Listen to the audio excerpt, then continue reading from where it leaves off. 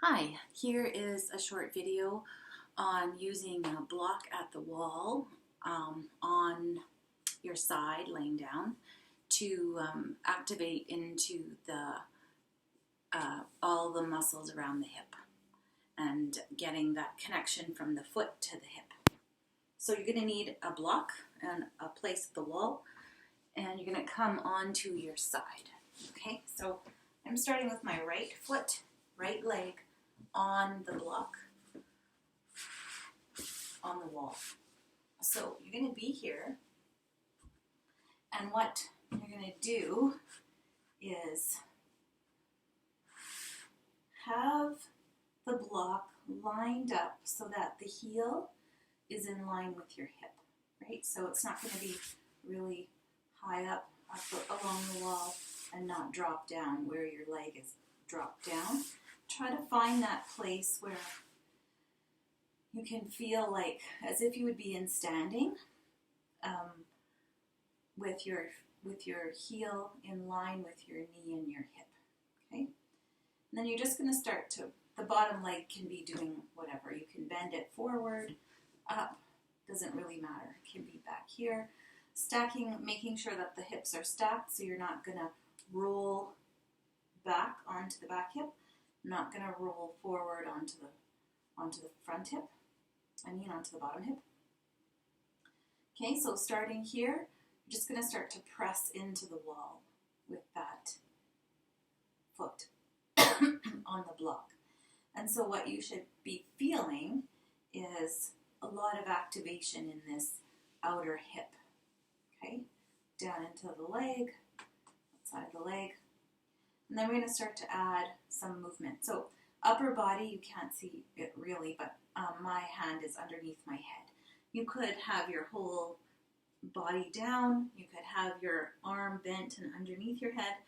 I had my elbow bent and my hand is supporting my head. Okay, so we're going to start with keeping the pivot point of at the heel, imagining that there's a rod going through your heel and it's going to stay in that position. And you're just going to slowly rotate that foot up. So external rotation right from up here. You're going to feel that whole leg bone move in external rotation. Not moving the heel. You're going to pivot around the heel, bring the toes back to center. Maybe go into internal rotation. Okay, so you're not sliding across the wall, right, with your foot, with your heel.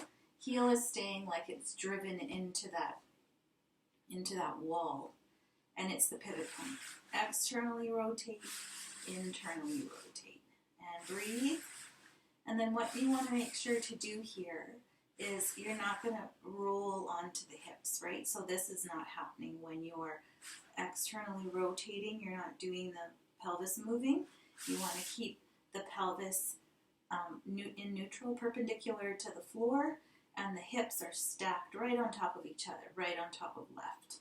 Okay, so all I'm doing is rotation here, internal rotation, external, internal. Trying to really keep my heel as the pivot point, move the toes, breathe.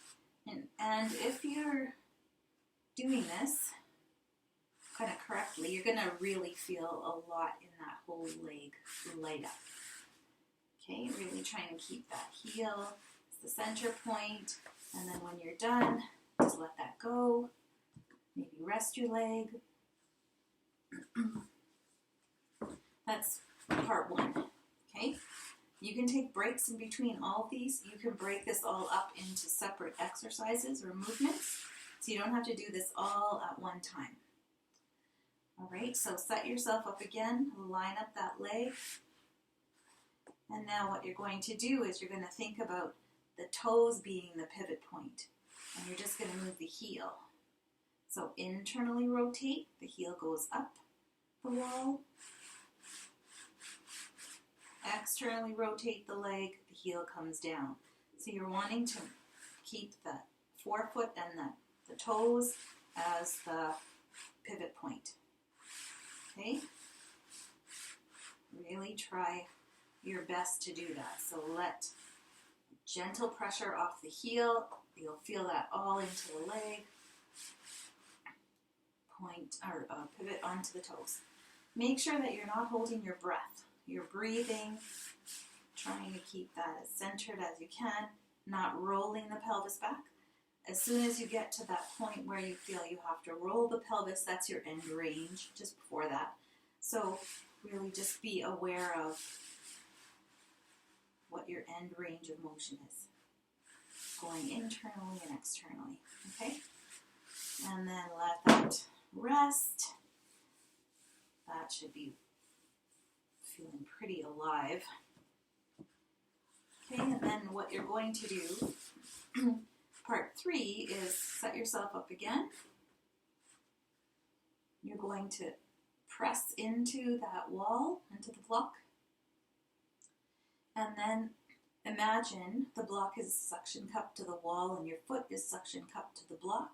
You're going to imagine like sliding your foot off the block or the block across the wall, but it's not going anywhere, right? So that you have the resistance and the activation of that whole leg pressing backwards, right? As if I could, it would be doing that, but I'm keeping pressure into the block and resistance at the same time, okay? Just activating that backwards side. You should feel this right into the glutes, into the top of the hamstrings, back of the legs, and then relax.